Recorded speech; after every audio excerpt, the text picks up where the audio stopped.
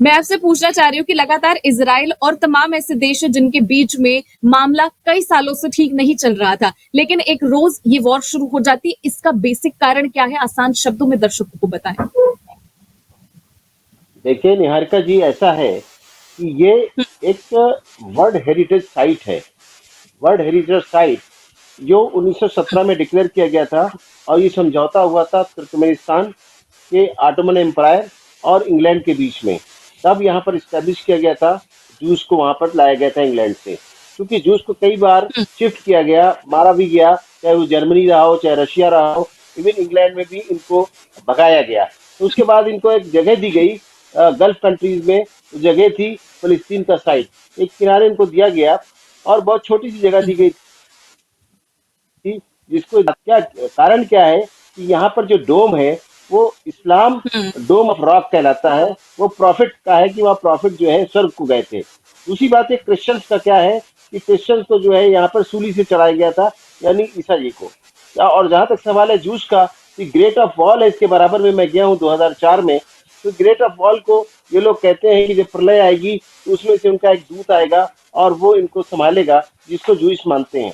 सवाल इस बात का है, यहाँ पर कई बार ये इसराइल और जेरूशलम के बीच में ये झगड़ा इस बात का, इसराइल का और फिलिस्तीन का, कि जेरूशलम को ये लेना चाहते हैं वेस्ट बैंक से, और ईस्ट बैंक में भी हैं ये। तो इन्होंने धीरे धीरे अपना कब्जा शुरू किया। इसकी जो वॉर है, फिलिस्तीन लिबरेशन ऑर्गेनाइजेशन, जिसमें कि यासिर अराफात थे। तो यासिर अराफात जब जिंदा थे तब मैं गया था वहां पर।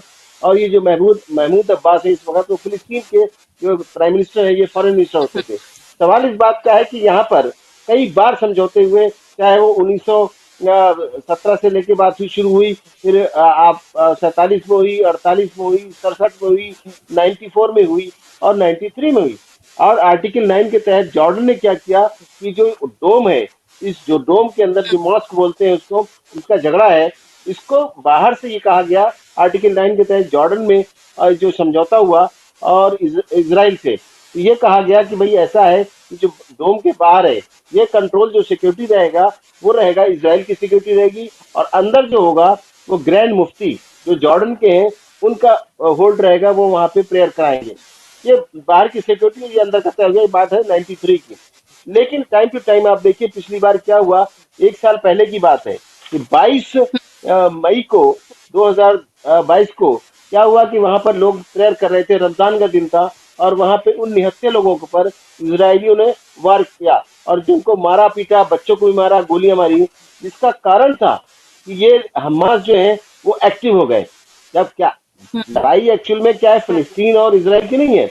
एक्चुअल में जो लड़ाई है वो हमास की और इसराइल की है।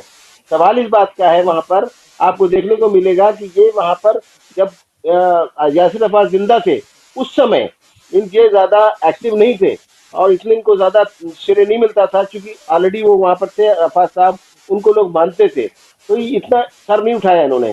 जब यासिर अरफात की डेथ हो गई उसके बाद इन्होंने अपना सर उठाया, और ये बहुत बड़ा एक जिहादी संगठन बन गया। और उन्होंने अपने तरीके इनको धीरे धीरे सपोर्ट करना शुरू किया। उसमें हिजबुल्ला ने भी किया, जो ईरान को सपोर्ट करते हैं, लेबनानी है, शिया ग्रुप भी है, उसने भी किया, बोको हरम ने भी किया, और साथ में तो थे ही थे फिलिस्तीन के हमास ग्रुप, ये सुन्नी ग्रुप है। इन लोगों ने धीरे धीरे, इसमें ईरान ने भी इनको सपोर्ट किया है, जिसमें लेबनान की वजह से शिया कम्युनिटी है। अब देखने को मिला है, तो कल ये देखने को सुनने को मिला था कि ये जो महमूद महमूद अब्बास हैं, ये यहाँ से गए हैं वहां पर रशिया में और पुतिन से मिले हैं। तो अब क्या है प्रॉब्लम, क्या कि ये जो इस्टेब्लिश किया गया था, ये अमेरिकन ने इस्टेब्लिश किया था इन लोगों के बीच में। ये सिर्फ कॉमर्शियल प्रॉब्लम थी लड़ाई की, यहाँ पे व्यापार की बात थी, और इसलिए किया गया।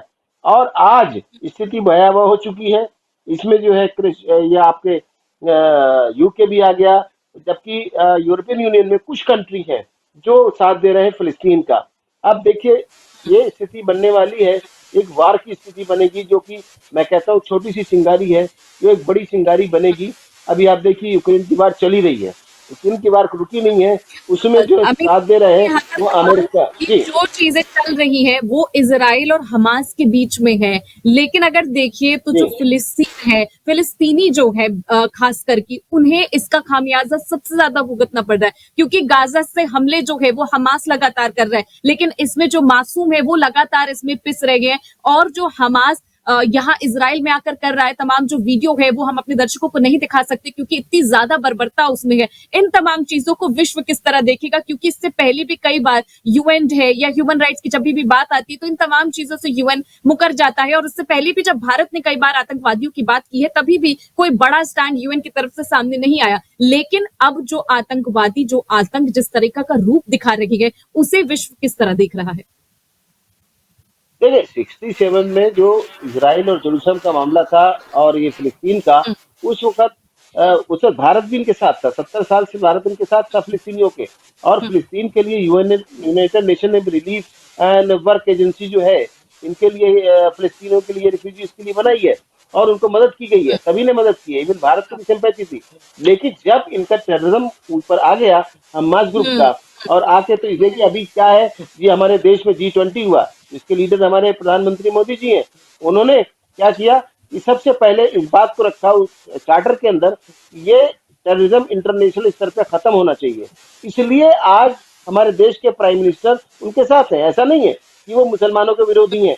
जो एक चर्चा की जा रही है कि शायद नरेंद्र मोदी जी बीजेपी की वजह से मुस्लिम इस विरोधी हैं। आपने आप बात देखिए ना, उठाई इसी पीछे, चार्टर में इसी पर एक और जी सवाल का जवाब दे दीजिएगा कि इससे पहले कभी भारत जो है, कभी भी अगर इस तरह की वॉर होते थे तो कभी भी किसी एक पक्ष का साइड नहीं लेता था। ऐसे संकट के वक्त हमने रशिया और यूक्रेन को भी देखा, जी लेकिन पहली बार पीएम मोदी जी ने बिना किसी चीज को ऐड किए उन्होंने साफ तौर पर बोला कि इजराइल जो है उसके साथ हम खड़े, एकजुटता के साथ खड़े। और साथ ही इससे पहले भी अगर देखें तो फिलिस्तीन जो भी हमले करता था उसको कभी भी भारत ने आतंकी हमला जो है वो डिक्लेयर नहीं किया। तो इस पर क्या कुछ क्यों, क्या भारत को इसके खामियाजे भुगतने पड़ेंगे? जैसा आपने कहा कि वो अपने तौर पर जो है प्रधानमंत्री जो है वो अपने सही तौर पर सही करे, वो किसी मुसलमान के खिलाफ या साथ नहीं है, ऐसा कुछ भी नहीं है।